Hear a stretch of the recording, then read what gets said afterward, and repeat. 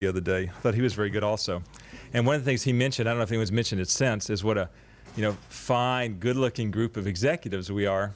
And it's something that I've said in the past, and Joe kept re-emphasizing that. He said, gee, you're so well-dressed, and you're so nice-looking, and so attractive. He never said we were smart. He never said we were successful. He just said a fine, good-looking group of executives. So later he came after me and said, what are they, in the clothing business or what? And I said, no. So I am equally impressed as he is every time I see this group, because we are a really well-dressed, attractive, wonderful-looking group of executives, and I think we know that we are pretty smart as well. The sales have been very good the past week, and I don't know how much that has to do with the fact that you're here, but Craig and I were talking about it right before the meeting, and we decided to continue this for another 3 months, just past the holiday season.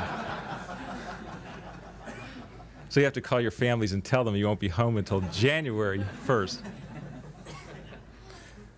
Well, my purpose today is threefold that I want to cover with you. One is to just recount a little bit of our past history and share with you just a little bit of reminiscing. One point I want to cover today in sort of a broad way is to remind you of some of the things that I think helped get us where we are today. And then lastly, to sort of just look forward a little bit into the future and try and think about where we might be a few years from now. You may recall we started with an ad featuring Walt Stack. This was actually about the third product we sold. The first one was a handheld digital stopwatch, but this was the first ad that was really successful, titled, "Finally a Chronograph That Keeps Up with the Amazing Walt Stack," And he was at that time a 79-year-old ultra-marathoner, and he had a routine every day that he jumped in San Francisco Bay for a half-an-hour swim, and that was 55 degrees temperature. Then he would thaw out in the sauna for 30 minutes to warm up, and then he would run to Sausalito and back, which took that was a 20-mile run, so it took him a couple hours. And he did that at 79 years old. Today the guy is about 89, I guess, and he's still doing the same routine every day, which is amazing. It takes a little bit longer to do the run. He sort of walks and runs, but... And this guy impressed me so much. He was the president of the San Francisco running club called the DSC, Dolphin South End Running Club. And he had founded the club about 20 years ago. So he was its first and only president after about 10 years. So you'd go to these runs on Sunday. Every Sunday there was a run. And every Sunday he was the leader, and he would talk. And you got to know the history of this guy. He's covered with tattoos. He is a longshoreman by training. He served time in jail for being a communist. Not for any crime, but for being a communist during the McCarthy era. So he is a real character, very salty, lots of really strong language. And he's a real character. So he's in this running club, and I see this guy, and I think this would be terrific if we got him to wear one of our watches. And this is about the third product we sold, called the Real-Time Watch. It was the first digital chronograph stopwatch that was waterproof and would absorb all the moisture and sweat that a runner would give it and still keep working. So I gave one to Walt, and sure enough, he took it in the bay, he took it in the sauna, he took it on his run, and it always kept working, Quartz digital watch. And that was really quite a thing at the time, because you couldn't get a watch like that really in 1979 that would do that, or 78. Well, the funny thing was, I asked Walt if he would mind endorsing this product for the SHRP image, and we were just starting at that time. And he, the guy, he's happy to be featured in an ad. He says, sure. So he wears the watch. He allows us to feature him in this ad. And so then I'm going to these runs every Sunday, running back then. And the runs were always a regular feature of my life. And Walt would always address the group before the run. And he would say to people, he'd say, now, you see this watch I'm wearing today? He says, you see that guy over there? It's Rich Thalheimer. And he would never forget to mention me if I was in the audience that day. And the audience was like 100 or 200 runners around him, just him yelling really on a megaphone before the run. It wasn't anything formal, very casual. And he would always embarrass me so much because the guy had such attention to detail. He would never forget to mention that I was in the crowd and that this watch was the Real-Time Watch, and he would always say the same thing and embarrass me so much. He would always say, you see this watch here? He says, this watch does everything but jerk you off.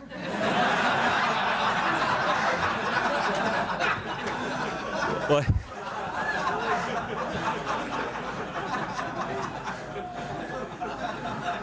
And he would say this like every Sunday. And I couldn't believe that a guy 79 years old had such attention to detail that he would always pick me out of the crowd and he would always mention this watch and that euphemism. And I began to, get to where I was a little shy of coming to these runs.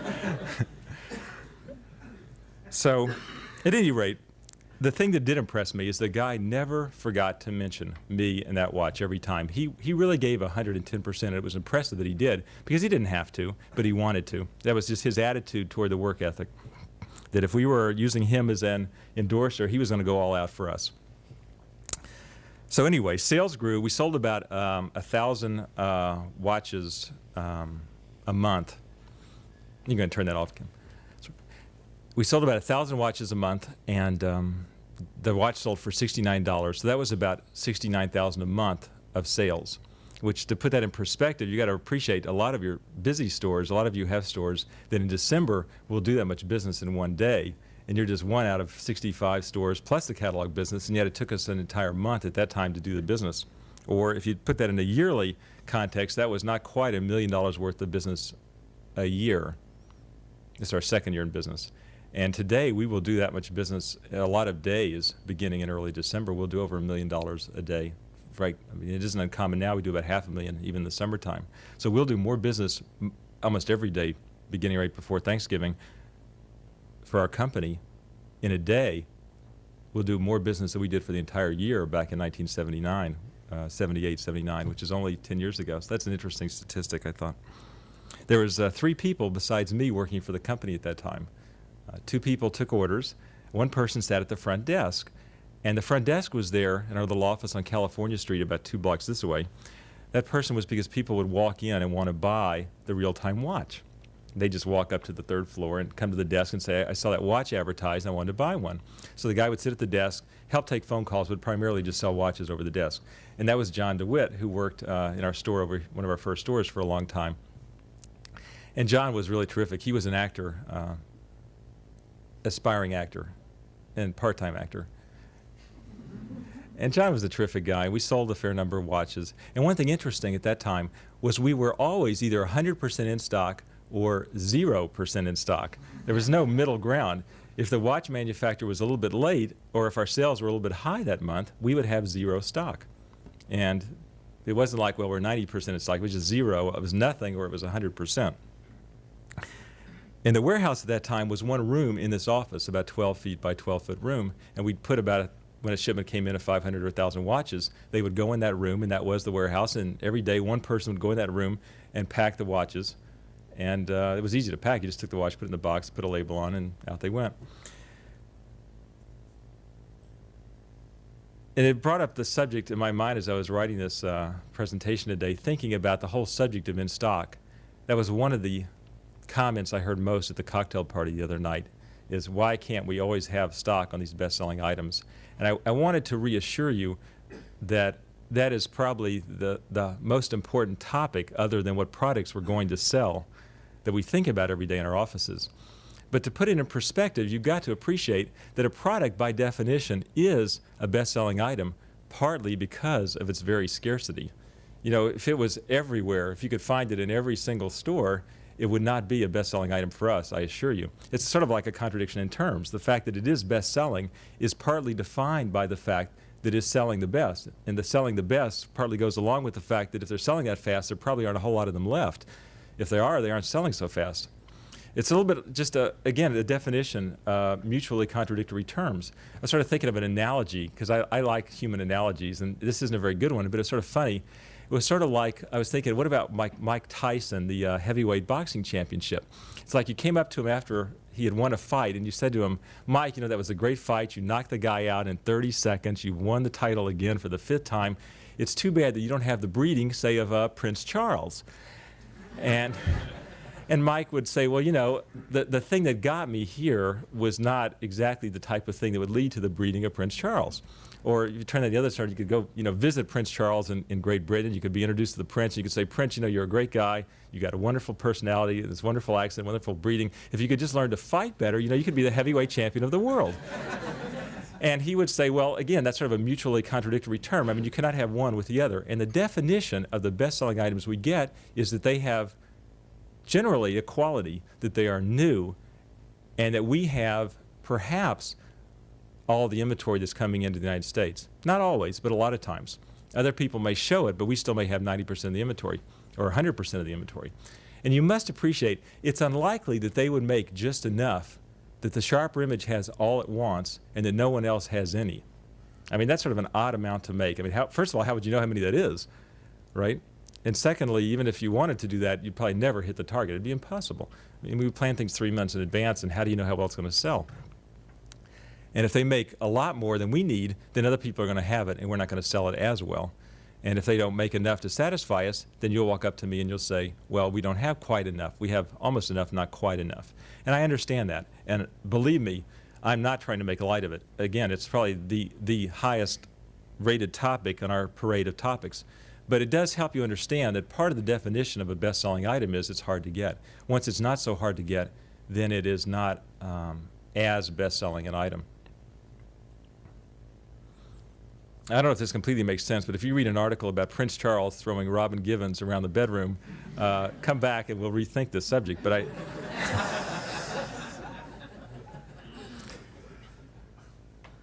Okay, so sales grew, and the company did well. And I have to tell you, there was plenty of times we had zero stock some months, and there was plenty of times that we had 100% stock. But the company did grow, and this next slide shows you. Whoops, let's go back a step. How the sales grew over the years. In 1981, you can barely see these numbers. 22 million of sales, 82 up to 40.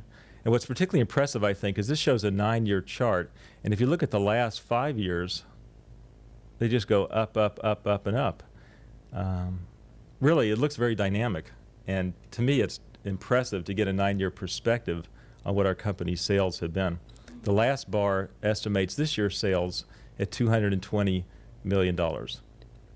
Still not the world's largest retailer by any sense. I mean, most retailers that are large are a lot larger than we are. The Limited is $2.5 billion, about 10 times our size. The Gap is probably about $1 billion, about 5 times our size. On the other hand, they've been in business longer than we have, and that's a very impressive record, I think, that we've created. We have gotten a certain amount of recognition as a company, and I brought 2 things to share with you. I hope you won't think that this is, just, I don't know what, too much breastbeating to share this, but I think it's important that we have a sense of pride in our company and realize that we have gotten some tremendous recognition. This book called Marketing Management was sent to me by one of our salespeople in the New York store. I brought 10 copies of it with me today because it's so interesting to sort of see it in person. And if somebody would help, Craig, maybe you could just arrange to have, we're going to just give every other row a copy, and you can just look at it around page 40. It's sort of more interesting to see it in person than it is on the slide, but I made a slide of it anyway so you know what we're talking about. If you turn to page 40, what you're going to see is there's a section of color in the book, which is the only color section in the book. And what it does is it lists a dozen people who the book recognizes as being great marketers, or companies that they recognize as being great marketers. What you can do is just try and sort of pass it around and sort of turn to page 40 and flip through it. What you'll see is they mention Charles Lazarus, Toys R Us. Oops, that one went by too fast. They mentioned Frank Perdue, the Chicken Man. We're in a great we've been compared to chicken people, you can see. Calvin Klein they mention. They mention Edwin Land, the guy who invented the Polaroid camera. These are supposed to be great marketing successes. Charles Schwab. David Ogilvy, the advertising genius. Lee Iacocca, who obviously has been a tremendous hero of American entrepreneurship. Ray Kroc, McDonald's Hamburgers. Leslie Wexner, who founded the Limited. J.W. Marriott, who founded the Marriott Hotels, or actually this is the son of the founder of the Marriotts. August Busch of Busch Beer. You wonder how the person who wrote this book put together this group of names. It's sort of an odd collection of names. David Packard of Hewlett-Packard, and Richard Thalheimer and the SHRP Image Story. And he wrote a great direct marketer who created the SHRP Image catalog devoted to high-quality, innovative goods. We sell goods, I guess. And later opened stores to carry these same goods into major cities. And my suspicion is that he had a terrific store experience in one of our stores, the author of this book, Kotler. And he must have been so impressed with the store experience that he had that he decided to include us in his list of great success stories. So probably one of you was the manager of a store where this man went into and had such a good impression that he decided to include us. So I have to thank one of you. I don't know which one of you. If you have a customer named Philip Kotler, you have to tell me later. So one of you is responsible for the fact that we're in this book. But the fact that he only took about a dozen people out of the entire United States history and put them into this marketing book, I thought was a tremendous acknowledgement of our company's success. We've also received awards for our catalog.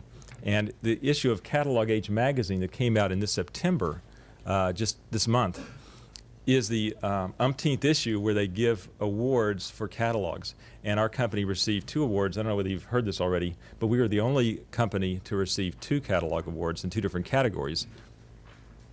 One for the best gifts over $75, and one for the best electronics catalog. And in the magazine, the September issue, they wrote an article about each of the awards. This one was titled Making a Fresh Idea Fresher, the Sharper Image. And the other article they wrote was called The Sharper Image Personifies Excellence from Start to Finish. And one of the really neat things about this award was that they did not give a second place award for these 2 categories that we won in. They just said there's no award for second place, which was interesting because every other category had a second place winner, which to me sort of said they didn't feel there was anybody else that really came that close to what we're doing, which is interesting because there are other electronic catalogs and there are other gift catalogs, but they refused to give a second place award to anyone. They thought we were so far above everybody else. They did give a third place award. That was really interesting, I thought. And some of the quotes they mentioned in the articles I brought along, one quote was, "The Sharper Image has perfected the craft of photographically creating a new image for even the simplest of products." These are other quotes that are actually from the articles I just pulled out to share with you. "When a catalog is consistently flawless in virtually every aspect of its presentation, there's little wonder why it receives awards year after year." "From cover to cover, the Sharper Image offers many things: excitement, quality, service, and most important, satisfaction. One enthusiastic judge calls it the standard by which to measure all mail order endeavors." That was pretty nice. It's 21st century catalog shopping in the 1980s. "Cover design, quality, copy, and customer service make this catalog a standout. The Sharper Image manages, too fast here. The Sharper Image manages to add new looks and fresh ideas each month to hold the customer interest, and it does so while maintaining its high-tech image." So I just pull out a few random quotes to give you an idea of what Catalog Age magazine said about us. And this was just this month. I don't know if there's an award for retail store performance. There are probably some awards, and we probably won some. I cannot honestly tell you as I stand here today which ones they are, or maybe we haven't won an award so important that I'm aware of it. You can tell me later at lunch if you know of one. But yet we probably ourselves think that we should win one because we know that we have incredible store traffic. We see that every day. We know that we have some of the highest sales per square foot. We've been recording those statistically, and we know our sales per square foot are over $1,200 per square foot per year, which is really high. Do you realize that Nordstrom does about $400, Macy's does about $350, the Gap does about $400? So for us to do $1,200 per square foot per year is really extraordinary. And we are looked at with envy by a lot of other retailers. And I think we all know that about ourselves. And yet we have not really won any awards that are major in the retail business. And I think there's a reason for that. And it's one of the things I want to touch on today. It's not a new subject. It's one we talked about plenty. And we'll keep talking about it because it's so important. And that is the comparative store sales figure. It's unfortunate to me that that's how a retailer is often judged, but it's true that the comp store number is the only number that public companies mention when they report their sales every quarter. They don't say how many people came in the store that month. They just say what their comp store number is, and that comp store number tells you, was that store up 10% for the month compared to a year ago, or was it down 10%, or was it up 1%? And in our company, it's sort of been exciting because this is the first period where we have had an increase in our comp store sales during the past few months. Well, to be more exact, some stores have had comp store increases, and some have had very healthy ones. As a company average, our comp store sales for our entire company in the first quarter, that is the period January, February, March, was a minus 11% for our whole company compared to the previous year. And for the first time, we really narrowed that in the second quarter, the Father's Day period. We had a comp store decrease of only 1% for the quarter. So in other words, if you took our entire company, stores that had been open a full year, we showed a 1% drop in those store sales for that quarter. But we added to that new store sales. So for the net result for the second quarter, our total company was up 17%. And our company for the year to date is up 12% year to date since January. For the second quarter, we were up 17%, so it was a nice increase. I have to take an aside and tell you that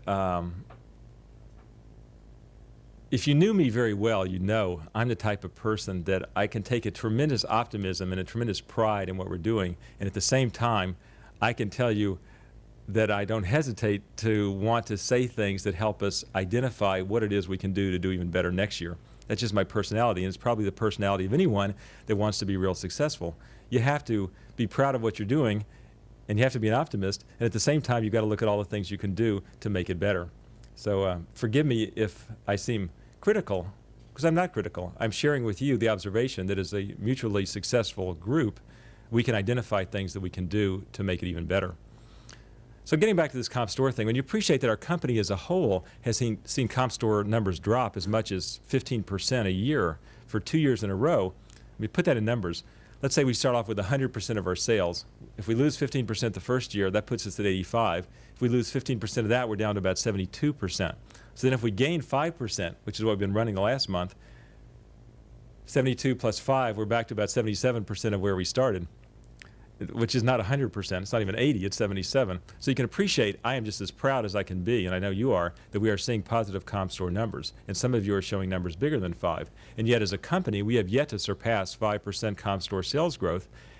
And that's not really considered really great in the retail business. The Limited, for example, plans to open over 300 new stores in the coming year. That's on a base of like 2,000. And yet they still expect to show a comp store increase of 10% or better. And I don't know how they can do that because, gosh, they've already got a Limited store everywhere. But they expect the stores they already have open to show a 10% sales growth or more in spite of opening 300 new stores in the U.S. That is really incredible. Of course, when you look back, there was a time, I guess my recollection is, Craig can correct me, about 1984 we had about 4 stores. Denver, downtown Los Angeles, downtown Houston, and San Francisco. And at that time, it was very easy to know exactly what every store did because there was only 4 stores, and they were all run pretty much exactly the same. It was easier with 4. Now we have 65 stores. It's a lot more difficult. I mean, everybody's a different personality, and it's awfully hard to imagine how you can get 65 stores to run exactly as well as 4 stores might if the standard is to get them all to be consistently flawless in every respect. This sort of brings up the point of why I went into mail order in the first place, and that was because with mail order you can control what you're doing better.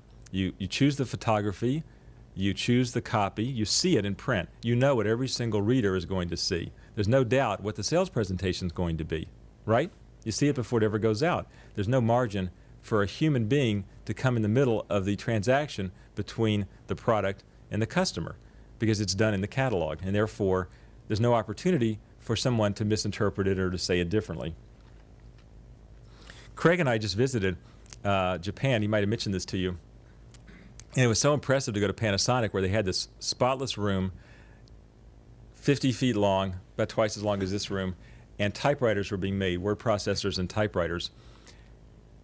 From start to finish, each step was done by a machine. And the reason they used machines is they realized that as long as the computer program had no bugs in it, and as long as the machines didn't break, every typewriter was going to be built exactly the same way. Sort of like when we did our first catalog. As long as everything was working on that line, every single typewriter comes out exactly the same because the machines that are putting the screws in don't know any other way to do it. They're just programmed to do it one way. They can't change how they do it. Where a human being can change that. They can not be paying attention one day and one machine could slide by and they could leave a screw out. They could just not be feeling well on Monday morning or having too much sake the night before perhaps at a big sushi party. They could do anything to that Panasonic typewriter. And so Panasonic had this slogan, well, they had two slogans. The slogan for the factory, maybe you heard this, was half the cost, zero defects.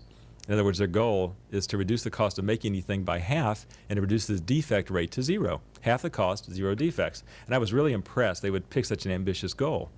And it gave me a tremendous impression about the quality of Panasonic products, perhaps others as well, but we saw Panasonic's factory. And it wasn't that they didn't care about people. In fact, on the contrary, the people we met seemed extremely happy. They were nicely dressed. They were elevated in their mood and their personality. They had nice jobs because they were supervising robots manufacturing typewriters. They were not personally having to sit there and put in a screw all day. So they were really quite well treated. And it wasn't they didn't like people. They just realized the second part, which was sort of their day-to-day slogan, which is no people, no problems. Meaning that if you could keep that line working without any human intervention, the chance for a defect was truly reduced to about zero. So they only had one person on the entire line. At the very end, one person sort of looked the machine over and sort of touched it. And you wondered why they even had that one person there because they never found anything. But it was really interesting to see this no people, no problems approach. So that connected in my mind to the realization that each of you have one very important job along with all the other jobs you have, and that is to manage the potential problems that arise in each of your stores because of the fact that you've got these people that work with us, our sales associates. I mean, if we could just eliminate them, we wouldn't have any problems. We wouldn't have any sales, however, because our sales have to be conducted by human beings, not by robots. And yet it gives you the most difficult challenge of your career. When people ask me what is the hardest part about running a business, I always respond without hesitating that it's not so difficult to come up with the idea, but managing people is the most challenging thing of any business because people are very complex human beings that have emotions, they have schedules, they have other distractions, they have illnesses, they have ups and downs.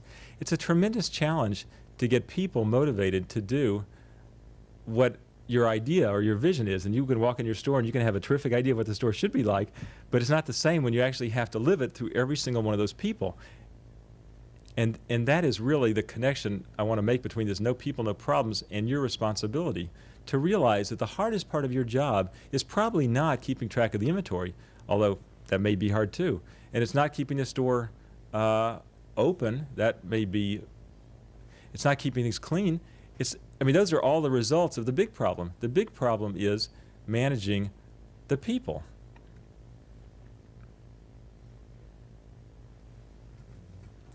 I got to tell you a quick story about details and people management that came to me as I was thinking about this presentation.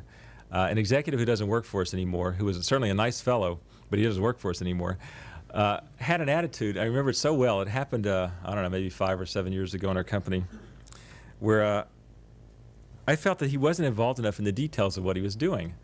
And the details always means sort of what's going on with the transactions that people are handling. So when I say details, I'm talking about details from the people point of view by and large.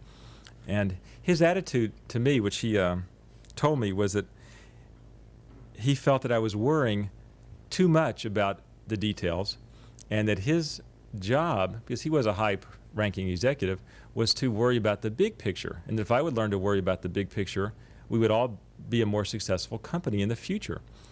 And I thought, that's great. I said, the problem is I want you to worry about the details so that I can worry about the big picture. And the sooner you start worrying about the details, the freer I will be to worry about that big picture. And that's exactly the way it is in your store, is that the sooner you can get all these other people worrying about the details that you have to worry about, then the sooner you can worry about the overall success of your store and some of the points that I want to cover in a few minutes. But it is very difficult to remember as you go to work every day. The problem is not the shipment coming in. The problem is not really any concrete thing. The problem is really the people management, all those potentials for problems that come up every day.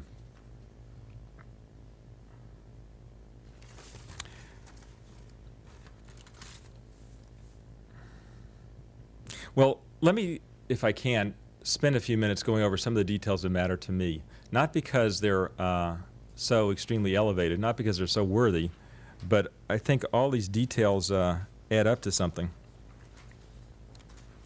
And what they add up to is the perception that the customer gets of us. You know, I was thinking about the Joe O'Rourke example of the guy standing in line at Radio Shack. And I thought, you know, here's the 3 people waiting in line. Somebody's behind the counter writing up this transaction. It's going on forever. And their perception is the person behind the counter doesn't care about them. And the fact they're waiting a long time was really terrible, I thought.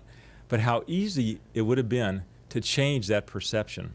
All the person behind the desk had to say was, first of all, to acknowledge they were there, and secondly, to give them some kind of sympathy, like, you know, I'm really sorry you're waiting so long. And let me tell you that I appreciate that. I'll try and hurry this up. Might not have solved the problem, but it would have diffused about 50% of the anger right away. But what's funny about that is that it's the perception of the customer that changes. The situation hasn't changed much. The perception changed. I mean, he still might have taken just as long to write it up, but he would have made the people feel a lot better. So let me just mention a few incredibly picky details, but it is amazing how the simplest things in life sometimes add up to big things. You know, it's funny, there's a saying, I don't have the saying correctly. It's one of these, you know, Chinese proverbs or something where, what is it, like a person doesn't stumble over big boulders, they trip on small pebbles, something like that. Meaning, you don't usually fall over something that is so large that you can't miss it. You know, what happens is it's all the little things that get away, and then eventually you're tripped up by the little things. And that's exactly the way it is in a lot of life, if you think about it. It's not so much that the thing that comes at you that's so big, it's as big as a room that you can't miss it is what gets you. It's not. It's some little thing that you didn't see coming, and it's all these little things that accumulate. Okay, here's the most obvious one. You don't even have to write it down. It's so obvious. The dress code. You know, I have been in stores, and some stores where they know I'm coming, where I have seen people wearing like pink sweaters or like yellow sweaters, or I've seen ties and collars that look like the person, like this is their high school assignment, like put on a tie for the first time. And it's hard to believe this happens in a Sharper Image store. I mean, you wouldn't expect, I might mention the sweaters, by the way, were on female associates. Somehow that was acceptable. If it was on a male associate, you wouldn't expect one of your male associates to pull off his jacket and put on a yellow or pink sweater and just sort of stand around the store. You'd say, hey, forget it, you know, take off the pink or yellow sweater, please, put your jacket back on. But somehow it was acceptable because it was a female associate, and the store manager, it just didn't register with that store manager that it made a difference. I guess they thought, well, it's cool in here, they want to wear a sweater, so it's all right. But what they should have said was, it's cool in here, you need to find something to wear, let's not make it a pink sweater, however. And it seems crazy to have to mention the dress code, but I have seen a lot of unusual things in our dress code. And even if they aren't way off, they'll just be a little bit off. Like, you know, the person doesn't dress as smartly as you do. And here you get into a sort of a delicate area where you have to be willing to say to them, let me help you look even sharper, or let me help you look even better. I mean, there's a positive way to say it.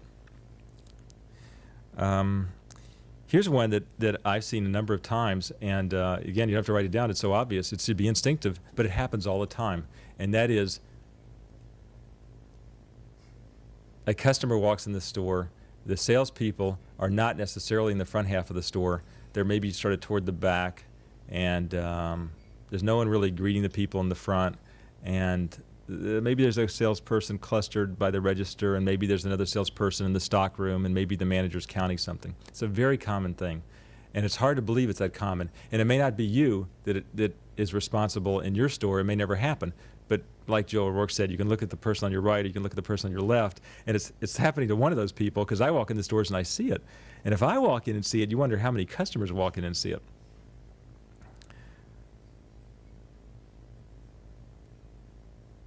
Here's something that sort of I think is real important, is the way we greet people. You know, over the years we've tried to teach people, let's not say, may I help you? Let's try and say something more original. It could just be, welcome to the Sharper Image. It could be, may I show you how that works? It could be, have you seen our new such and such? And pick it up and show it to them.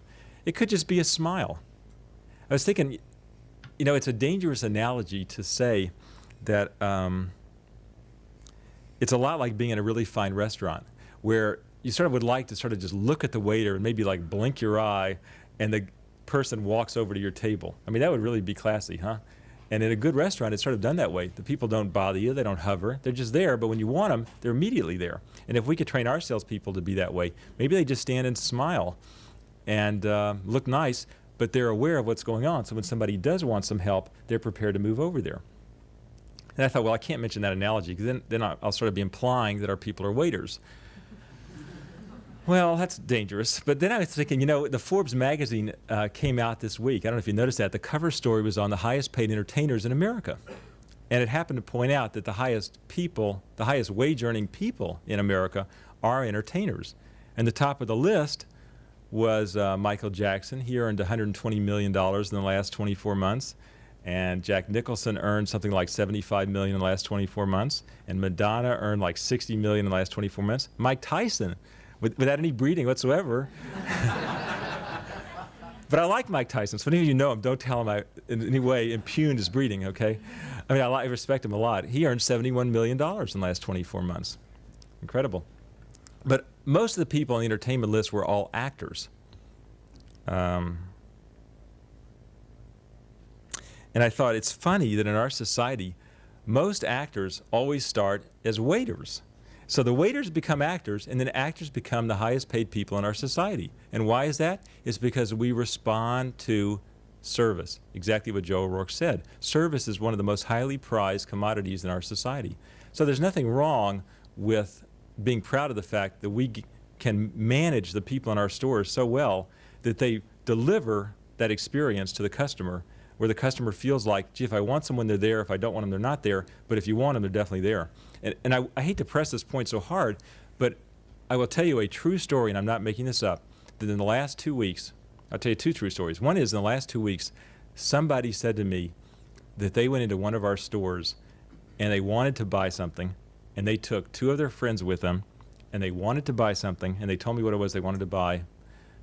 And they said they went in the store, and the store was very busy, and the salespeople were standing there talking to each other. There were salespeople, but they didn't stop talking to each other long enough to ever ask them if they could get something for them or introduce themselves. And as a result, they left the store. And I'm not making that up. It's a true story. Happened the last 2 weeks. And I thought to myself how much that hurt me personally, but I know that isn't typical of our stores. On the other hand, I think we could probably manage better to where those kind of stories don't get started. The other story is, I don't know whether I should mention this or not, but I thought it was an interesting story to illustrate the point. It's a true story, and it happened to me in the last 5 days, which is about 3 months ago, I ordered a car. This was an expensive car. It was like over $50,000. And the car had to be ordered like 6 months in advance. Well, after I placed the order, I sent in a deposit check and a letter telling the salesperson, again, what specs I had on the car, and just reminding them of the order. And I expected a confirmation or something, but that didn't come. But the salesperson was still there, and I liked the salesperson a lot, so I didn't mind. Well, the salesperson left about a week after I placed the order. So I was really curious then to get an acknowledgement from the sales manager of the order. Well, the acknowledgement never came, and I called once or twice, and the person was sort of flippant about it on the phone, I thought, and I really didn't like the way I was being treated. So I sent a letter canceling the order this week. And I mentioned in the letter that, it was a very polite letter. I just said, I'm asked you for several times for confirmation, and I thought about it over, and I decided I want to cancel the order. And by the way, I really appreciate the good customer service I received at this dealership in the past, and I'm looking forward to that in the future. So I didn't criticize them. I just sort of hinted, but I think they might have gotten the message, or if they didn't, that's their problem, that I'm canceling an order not because I don't want the car. I sort of do want the car, simply because I am so ticked off that they could not even extend the courtesy of treating me with some kind of customer respect. I wasn't asking for much, really just a confirmation letter of a $50,000 expense. I just thought that was really wild. And yet, to them, it's business as usual, I guess. And this is a nice dealership. So I think those two stories illustrate that it is a very thin line. It's back to that hundredth of a second that Joe O'Rourke was talking about between what one person's perception is and another. Another thing that bothers me, badge signage. These clip-on badges. It's hard to believe, but I've walked in stores personally where I see people not wearing these early in the morning. And I think it's because maybe they aren't the favored thing for people to wear. I understand that. I appreciate that. But nevertheless, that's our procedure. That really bugs me. And I think it's just one more detail that goes with everything else. Products neat and visible, that goes without saying. Here's one that's more challenging, and I'll give you a chance to demonstrate how well you're managing the people in your stores this coming fall, and that is being able to use the price matching policy to close a sale. You know how we have a sign now? I don't have one with me this morning, but we have this sort of white and burgundy sign that sits on top of the glass cases that says what the price matching policy is. Well, I have never in 12 years been able to walk in any store and have anyone ever say to me sort of what that policy is with some degree of accuracy. And I don't doubt that we could do it, but I have never heard it the times I've asked. And I think it's because it's not the easiest thing in the world to say, and that's why we decided to just print it and give you a sign that you could put on top of your glass case, and that way the salesperson could just turn to it and say, well, Mr. Jones, one thing nice about buying it from us is you can buy it today, you can look around for 30 days, and if you do find a lower price, if you can just show that to me, we can refund the difference to you. So that way you get the fun of getting it now, and you'll still get the absolute lowest price. I mean, that's a great policy, and yet virtually none of our customers know about it, believe it or not. I mean, some of them do, but I've asked so many people so many times, and I tell you, most people are really surprised to hear we have that policy. In fact, that may be even more powerful than a 30-day return privilege. I mean, a 30-day return privilege is not a very good close to a sale, really. I mean, for one thing, if the person ever uses it, they're returning the sale to us. Or if the person uses the price matching policy, they're happy, and we're happy. We still got the sale, and they're thrilled that they got their money back for the difference. So they're just ecstatic that we did. In fact, they're always amazed when we honor the policy because most of the people don't believe we do. So it's a much more effective tool than the 30-day return privilege. And I can almost guarantee you most all of our sales associates know how to use the 30-day return privilege. Very few know how to use the price matching policy. And on that 30-day return privilege, you know, it's an evolving thing that's gone on over the years. We've tried to expand it at times. We've tried to restrict it at times. Let me just mention, and I hope I don't confuse us, but I want to just give it to you from my mind, which is, in my mind, our return policy is that we gladly return items, just like the catalog says, within 30 days in new condition, please. And that new condition, please, is our preference. It's not a demand. It's not a requirement. We'll gladly make exceptions. But if we had a choice, we would really prefer the product be in new condition. And I think that gives you the opportunity to just bend that a little bit more firmly when you have somebody who's bought something and returned it, and then bought something and returned it, and bought something and returned it, and they're coming in for their fourth purchase. You should not be reluctant to say to them, gee, we really prefer that these things come back in brand new condition, and it doesn't seem that we can satisfy you, Mr. Jones, with our products, so let me suggest that you not buy anything further from us. That may sound shocking, but I've heard people tell me, sales associates, that they've got a few customers who sometimes abuse this privilege. And I want you to realize, for me, there's nothing wrong with being selective in your judgment of the situation. Craig is probably going to tremor a little bit right now because anytime we give you the leeway to make a judgment, you have the potential to cause somebody to get very upset with us. And I think here you just have to use your really good judgment and realize that there are some customers you want to bend over backwards for, and there are other customers you just as well wish they didn't shop with us. And deciding which or which is the hard part of the job. And that's why we chose this attractive, well-dressed, good-looking group of people. Okay, what else? Understand that I understand that there are only certain variables that you can control. I am not asking you to control anything that is beyond your control, okay? However, there are a lot of things you can control. The most important one is the attitude and the demeanor and the dress and the signage and the product knowledge and the treatment that every one of the people that works for you delivers to the customers that walk in the door. That you have a lot of control over. I'll give you a perfect example. Come back to the Radio Shack story, Joe O'Rourke's story. Let's say that we have 10 people waiting at our cashier's line this holiday season waiting to buy something. Well, we cannot control necessarily the fact that they're going to have to wait in line for a few minutes. I mean, you could try your best, but they may still be in line. But you can certainly control whether or not they are told sincerely and politely how apologetic you are for the fact that they have to wait. And if it's a really important customer, tell them, you know, it won't happen again. And next time you come in, Mr. Jones, if you'll ask for me personally, I will make sure your transaction is written up right away. Doesn't cost anything. You tell them that. You can just sincerely let them know how sorry you are. there's a lot of things that you can control and a lot of things you can't, but the customer's perception is going to vary depending upon the items that you control. And that expression of interest and concern makes all the difference in the world. I mean, it made a $50,000 difference to one car dealer this week. Here's one that I sort of saved for the last, because to me it's so important. Back to this out-of-stock issue. How do you tell a customer that we don't have something in stock? I mean, there's sort of like, this is the glass is half full or the glass is half empty kind of analogy. There are sort of a positive and a negative way to say this. Here's the way not to say it. Hello, I came in to get some of those vitamins I saw advertised in the catalog. Do you have any of those? No. That's not the way to say it. And it's hard to believe anybody would say that. And yet this is embarrassing, my own sister called me from Little Rock to tell me that one of her friends from Little Rock, and I'm from Little Rock, so they take a lot of pride in the Sharp Image story. One of my sister's friends was in some store, and they had their child with them, and they went into the store looking to buy something from the Sharp Image because they're so proud of the Sharp Image story. And they walked in and they said, "Do you have anything for a 4-year-old?" And the salesperson said, "No." And the person said, "Oh." And that was pretty much the end of the conversation. And it's hard to believe this really happens, but it does, because we have 800 people working in our stores? I mean, believe it, that there will be a wide range of human interactions when you have 800 people, some well-trained, some experienced, some new, some not so well-trained. It's going to vary from person to person, situation to situation. So how could we explain, this is going to come up a number of times in our future. It's certainly occurred in our past. And even though I think we're doing better than ever, it's always been with us and probably always will be with us, where something is out of stock and we've got to deal with the situation. And there is a very easy, positive way to deal with it. You probably heard it before. Now the trick is to get everyone else to say it too. And that is to say something along the lines of,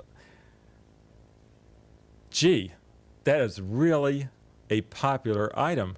Those vitamins sold out the moment we got in our first shipment. We got in our second shipment, they sold out right away. We're getting our third shipment next week. Why don't I hold one for you out of that shipment? And I'll call you the moment it comes in. Or if you want, I can have it sent to your office, delivered." How would that be, Mr. Jones? I mean, that's going to be a lot better than, "No, we don't have any." And yet, I have heard this myself. I mean, I know that it happens every day, and I'm sure you do too. But it is such a difference. I know when I call up or order anything from a catalog, I could think of one the other day, forget what the item was, but I asked the person if they had any, and they pretty much said, "No, we don't, and we're not going to be getting any, or we're not going to be getting very many." And they could have said the other way. They could have said, "That is such an in-demand item. It is so hot. Everybody wants that. We can hardly get enough, but I bet I can get one for you. Let me work on it." I mean, that would have been such a positive thing if that salesperson had dealt with me that way, and they didn't. So think about this as the Christmas season goes along. I mean, there are a lot of ways to make sales, and the most important probably is just having a good knowledge of price points, so that when somebody comes in and they're looking for a gift for $75, we could say, "Well, that item is sold out, but there's another item in the same price range that's actually just as popular or more so. Let me show it to you." I mean, that, at least, I like to think of it as dead ends versus escape routes. If you lead somebody into a dead end, they're not going to lead you out of it, I assure you. You are in the sales end, they're in the customer end. You have got to lead them out of it. So if you take somebody into a dead end, it is a dead situation. And what we want to do is take them into a positive escape from the situation. So we don't have that today. But, truthfully, there's another one from Sony or another one from Sharp or another one from somebody that I think is a better gift anyway and does the same thing.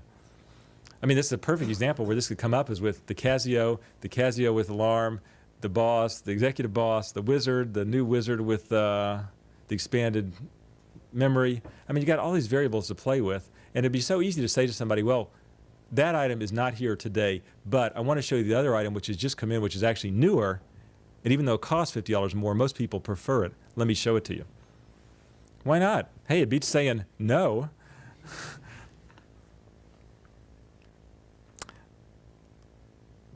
So the net result of all this is, I know that we can do better. And if you try to quantify this in percentages, like, are we going to do like 1% better, or 2% better, or 3% better? Hey, I don't know. But I can take a guess. I'll just throw out a number. I bet we could do 5 to 10% better just by making sure that the people that work for you do the things that you would do yourself if you were doing it. But the problem is not that you know how to do them. The problem is getting them to do it. Sort of a related analogy to that, and this has happened to me a number of times, is I walk in the store, the sales associates are sort of doing something. One's behind the register, one's in the stock room, one's on a break. The store manager is at the cash register, either figuring out a transaction that sort of snowballed, snafu'd or something, or else they're ringing up a transaction. So I always think to myself the exact same thing. Gee, this is great. We have the world's most highly paid cashiers at the SHRP Image. And do we really have to pay this much for cashiers? And if you ask them why they're cashiering, they'll tell you, well, the cashier's sick today, or the cashier's on her break. So I've decided we can do better without a store manager than a cashier, so I'm the cashier. Now, believe me, somehow the sale's got to be rung up. I appreciate that, okay? I mean, I do want to see the sale rung up. I just don't want to see the store manager do it. Maybe your job is to take the sales associate and say, listen, I want you to ring up this sale because I'm going to go out here and watch the floor. Or if you can do it and keep everything else working perfectly, more power to you. But it's a very hard thing to do. And especially if it's the case where you're working on one order, like it didn't get entered correctly or it doesn't, quite process, and you've got to work on it.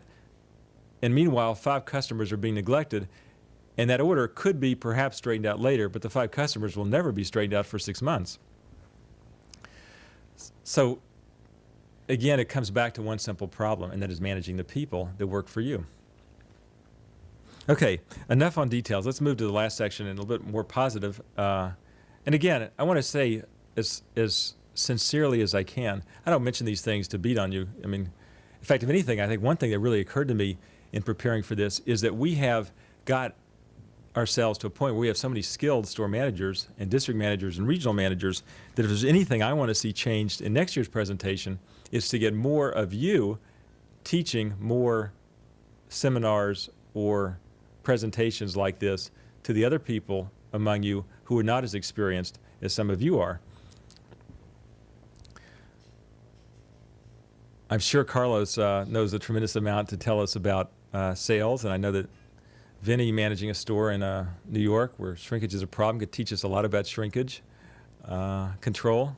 There's just a lot of things that each of us have learned that have been with the company for a while that we could share. And if there's one objection I have to this, it's that you spend too much time listening to me or listening to somebody else in the corporate office instead of telling each of you the things you've learned. And I apologize for the fact that my job today is partly to mention some of the things that I see that will help us get further ahead than where we are today and get that comp store number up. And you may leave this meeting thinking, the trouble with Richard Thalheimer is he worries about the details too much. If you think about the big picture, and the answer is, I would love to worry about the big picture. Okay, the future. As you've heard from the marketing department this morning, we have a terrific advertising schedule planned for the fall. I got a slide here. I don't know if you've seen it already. Whoops, go back one. Have you seen this November slide? This is the November cover. It's sort of not quite finished. None of these covers are quite finished, and the headline actually is changing a little bit. I think it says, "Become a Pinball Wizard." And it shows this guy dressed up with face makeup to look like a pinball machine. And it's a really bright, cheerful, interesting cover. And then you open the catalog, and you have this 2-page spread on the pinball machine. Now, you may or may not think that that is a new product, and I agree with you. Actually, it's not, even though this year it's in a different color. But I think, as we all know, it's a tremendous selling product. We did not want to take the chance of having anything in November that might not deliver, and we wanted to make sure we had something that no other store had. So this product will probably be another tremendous seller this Christmas, and we probably have enough inventory that you could never sell out of it, though one hesitates to use the word never. The December catalog cover, and again, this is a rough comp that's not quite finished. The background will change, is Danny DeVito. And it's a really neat cover, I think, because I think Danny DeVito is a very well-loved, sort of, warm, sort of like Uncle Milty came to visit at Christmas with some packages kind of thing. And funny. He was very picky about what cover we could use. We had several other takes of him that we actually thought were as good or better, but he was very clear that he would only let one certain photo be the one, and he wanted to choose it. And he refused to have anything where his wrinkles showed in the slightest, even though we assured him it would be retouched. And he was just very picky and vain, and we talked about cover blurbs, and he was very particular about the cover blurb, and he wouldn't let us use the word share, but we could use the word gets into, the holiday spirit. I mean, the guy was just so exacting. And I thought it would be so funny to send him another version where I can joke because it's my own tribe. We put like a yarmulke on, and the cover blurb at the bottom would say, "Uncle Bernie gets into the holiday spirit." And we would send this to him and say, "Danny, this is the alternate version we're going to test. Would that be all right?" But I think with his sense of humor, he probably wouldn't have gone for that. So one of the important statistics to remember is we are going to spend, as you heard, about 65% more in dollars on the November, December, and January catalogs than we did a year ago. 65% more money. Our company sales for the year to date are only up 12%. And for this month, we happen to be up, since you came here and left your stores in good hands, we're up 20% this month. So we're on a very good sales trend, and yet the catalog advertising expenditure alone is up 65%. And when you put the television ad that's going to run on CNN and in 4 regional markets with that, our total expenditures will be up nearly 70%, which amounts to several millions of dollars. And I have to tell you, it's one of the characteristics of our business and one of the characteristics of me that I've taken a number of risks over the years, some of which paid off, some didn't. And I find myself in that situation again this year, which is that we have gone ahead and put in this advertising schedule that is so aggressive. I mean, 70% more dollars turns out to be, I forget exactly what, but it's like $4 million more than we spent last year. And our company only earned last year about $10 million out of our $190 million of sales last year, about 5% pre-tax. So for us to spend $3 or $4 million more than we did last year, it's a very aggressive schedule. And we are going into the fourth quarter of this year with an earnings record that will probably be about equal with last year. We might be a little bit ahead of last year, but not a whole lot. The third quarter, when right now isn't over, of course, I can't tell you exactly. As we entered the third quarter, we were ahead somewhat over last year, but we expect we might lose a little bit of ground this third quarter because we do really well in the second and fourth quarters, the Father's Day and the Christmas period. And as a company, we actually lose a little bit of money in the first quarter and the third quarter, the February period and the September period, because that just isn't the most dynamic time for us. So we're going to go into the fourth quarter a little bit ahead earnings-wise, but not much compared to last year. And so everything will be riding on the fourth quarter for our company to demonstrate that we can do better than we did the previous year. And it's going to be harder in a way because we've taken this risk of putting in 70% more advertising expenditures than we did the previous year. On the other hand, it's the risk. I mean, there's that saying of no risk, no reward. If we do really well, we will probably have the best year in our history. We will certainly have the best sales year, that I will guarantee you already. And we will very likely have the best revenue year in our history.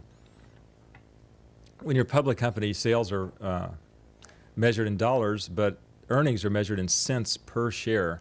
And it's sort of very strange to get used to. Why anybody would measure cents? But they take the number of shares and they divide it by the number of cents to get your earnings per share. And once you get used to it, it's very easy. In fact, it's almost easier than dollars because you can remember the cents so easily. And last year, we earned 58 cents per share. We had about 8 million shares. So 8 million times 60 is times 58 cents is about $4.8 million. That's after tax, and tax is about half. So pre-tax, we earned about $10 million. So they're sort of easy numbers to remember. We earned about 10 million pre-tax, 5 million after tax, divided by 8 million shares. The only number you have to remember is we earned 58 cents. Well, that was the second best year in our history. Best sales year, second best earnings year in our history. The best earnings year was the year before, where we earned 70 cents per share. One reason I'm telling you this is that you will get a lot of people that will come into your store and ask you how the company is doing, especially this Christmas. They're going to come in and ask.